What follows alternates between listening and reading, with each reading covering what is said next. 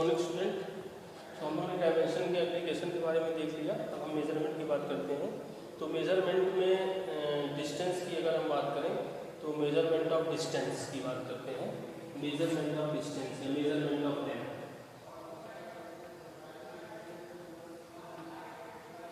Measurement of distance या length बोलेंगे अच्छा रहेगा। Measurement of length. तो लेंथ के मेजरमेंट करने के लिए हमारे पास इंस्ट्रूमेंट जो है कौन कौन से, एक तो सिंपली जनरली हम लोग यूज़ करते हैं मीटर स्केल। मीटर स्केल से हम लोग लेंथ की यूनिट को लेंथ को मेजर करते हैं। और बहुत छोटी जो लेंथ है, छोटी लेंथ के लिए हम लोग स्क्रू गेज का भी यूज़ करते हैं। जैसे मान लो किसी पिन का डायमीटर या किसी वायर का डायमीटर जानना है तो हम लोग स्क्रू गेज का यूज़ करते हैं।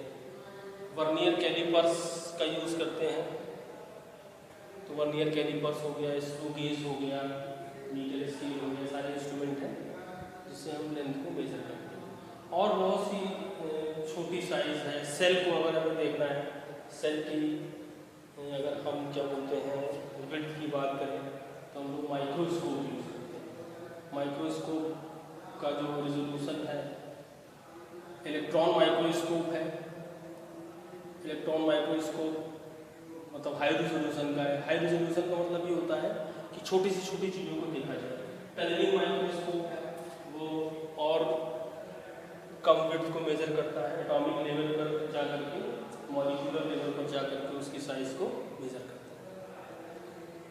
अब बात करते हैं ये सारे इंस्ट्रूमेंट की बात करें। अब लार्ज डिस्टेंस की बात हुई। अब लार्ज डिस्टेंस का मतलब यहाँ से मून की डिस्टेंस निकालना है। तो यहाँ से मून की डिस्टेंस मीटर स्केल से तो निकाल नहीं पाएंगे। समझो कि मीटर स्केल से नापते नापते मून तक पहुँच जाएंगे और बताएंगे कि इतना मीटर आ गया। तो लार्ज डिस्टेंस को कैसे मेजर करेंगे? तो लार्ज डिस्टेंस को मेजर करने के लिए बहुत सारे मेथड हैं, जैसे trigonometric method, height and distance से हम लोग large distance, height of tower की लेंथ को मेजर कर सकते हैं। एक मेथड है जो हमारे सिलेबस में है, वो है पैरेलैक्स मेथड। ठीक है, क्या है? Parallax method.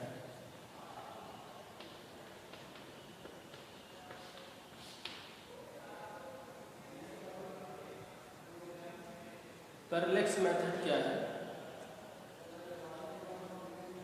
जैसे अगर हम एक एक्सपेरिमेंट तुम लोग घर पे करके देख लेना। एक वॉल पे एक पॉइंट बनाना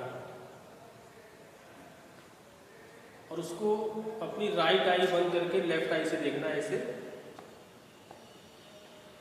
फिर हम लेफ्ट आई से देखेंगे, मतलब एक बार लेफ्ट आई से देखेंगे राइट आई को क्लोज करके और दूसरी बार राइट आई से देखेंगे लेफ्ट आई को क्लोज करके। तो हमको इसकी पोजीशन शिफ्ट नजर आती है। क्यों शिफ्ट नजर आती है? क्या रीजन है उसका? क्योंकि हमारी लाइन ऑफ साइट चेंज हो जाती है। हमारी क्या लाइन ऑफ साइट चेंज हो जाती है, यानी कि दो आई है हमारी, ये लेफ्ट आई है और ये राइट है। तो लेफ्ट आई से हमारा लाइन ऑफ साइट यहाँ शिफ्ट हो जाता है, तो ये यहाँ दिखाई देता है। और राइट आई से हमारा लाइन ऑफ साइट इसकी यहाँ आ जाती है, तो इसकी यहाँ दिखाई देता है। तो लेफ्ट आई से लाइन ऑफ साइट अलग शिफ्ट होती है और राइट आई से लाइन ऑफ साइट अलग शिफ्ट होती है। लाइन ऑफ साइट का मतलब क्या होता है? लाइन ऑफ साइट का मतलब है कि ऑब्जेक्ट और आई के बीच में एक लाइन ड्रा करें। ये जो लाइन है उस लाइन को हम बोलते हैं लाइन ऑफ साइट। तो लाइन ऑफ साइट हमारी यहाँ की बजाय ऐसे सीधी दिखाई देती है। तो लाइन ऑफ साइट क्या हो जाती है? शिफ्ट हो जाती है, तो जिसकी वजह से इसकी पोजीशन, तो इसको बोलते हैं पैरेलैक्स। की जो पोजीशन चेंज होती है इसको हम क्या बोलते हैं? पैरेलैक्स। ठीक है। और ये जो दो ऑब्जर्वेशन पॉइंट है इसको हम बोलते हैं बेसिस। क्या बोलते हैं? बेसिस बोलते हैं। और एक ऑब्जर्वेशन और दूसरे ऑब्जर्वेशन पॉइंट के बीच में जो ऑब्जेक्ट एंगल सेपटेंड करता है उसको बोलते हैं पैरेलैक्स एंगल। क्या बोलते हैं? पैरेलैक्स एंगल या प्रैक्टिकल फ्रैक्शनल एंगल। ठीक है, समझ में आ गई बात? तो ये हो गया बेसिस बोलते हैं। तो ये इसके मेथड से हम लोग लार्ज डिस्टेंस को मेजर कर सकते हैं। कैसे कर सकते हैं? यहाँ पे जो है कैसे करेंगे इसको देखा जाए। समझ में आ रही है बात? तो ये पैरेलैक्स मेथड है। इसमें नोट क्या करोगे? इसमें नोट करोगे कि when we see an object from two different points, then object appears to be shifted at two different location. This is called parallax, and distance between two observation point is called basis, and angle made by object by two different observation point is called parallax angle.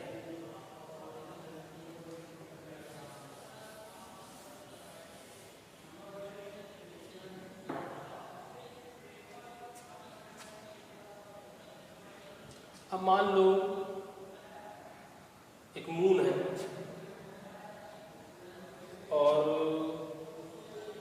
ये अर्थ का surface है, तो to diametrically opposite points है moon को observe करें। ठीक है, moon या कोई प्लैनेट है,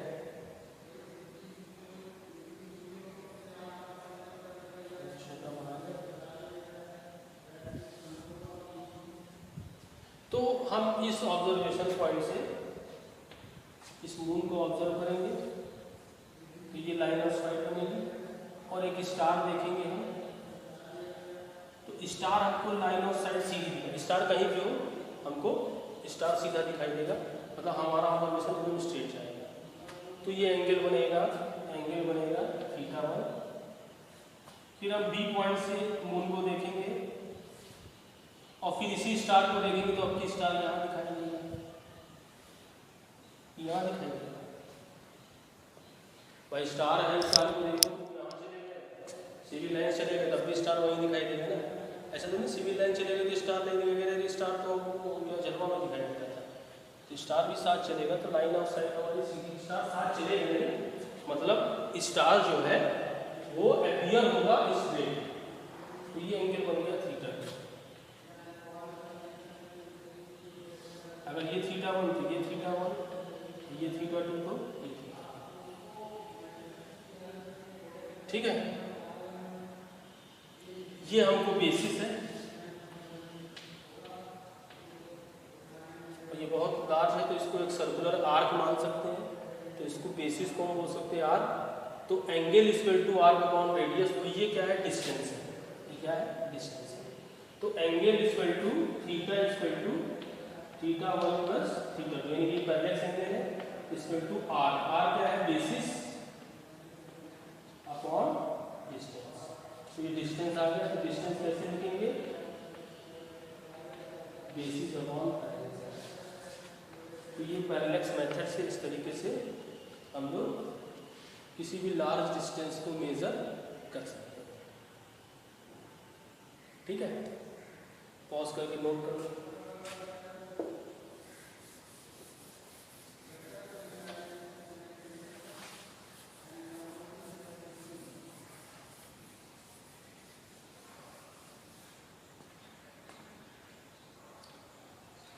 अब एक एग्जाम्पल है एनसीईआरटी का, डेटा याद नहीं है, एग्जाम्पल तो सेम है लेकिन हम डेटा थोड़ा चेंज कर देंगे क्योंकि हमको याद नहीं है।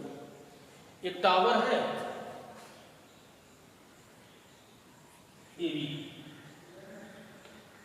और आदमी टावर के पास जो है वो खड़ा है और बी को देख रहा है, और एक बहुत दूर ऑब्जेक्ट ऊपर मान लेते हैं कोई स्टार है, ठीक है, कोई स्टार है, वो स्टार को देख रहा है।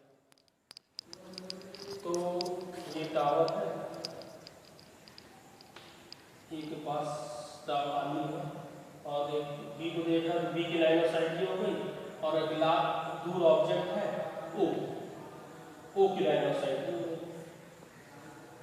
फिर क्या करता है ये,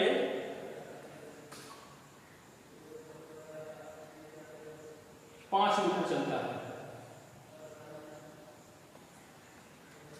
तो 5 मीटर चलने के बाद ओ जो है, इसको याद रखें, ओ बहुत दूर है, और बी की जो लाइन ऑफ साइट है और ओ की लाइन ऑफ साइट में एंगल बनता है 30 डिग्री। मतलब शुरू में क्वेश्चन का मतलब पहला लाइन ये थी कि when a person sees a large distant object at the bottom of from the bottom of the tower, and when he moves away 5 meters from the tower, then angle made between line of sight of B to distant object is 30 degree. Find the height of the tower. Find the height of the tower. ये हमें tower की height को find out करना है।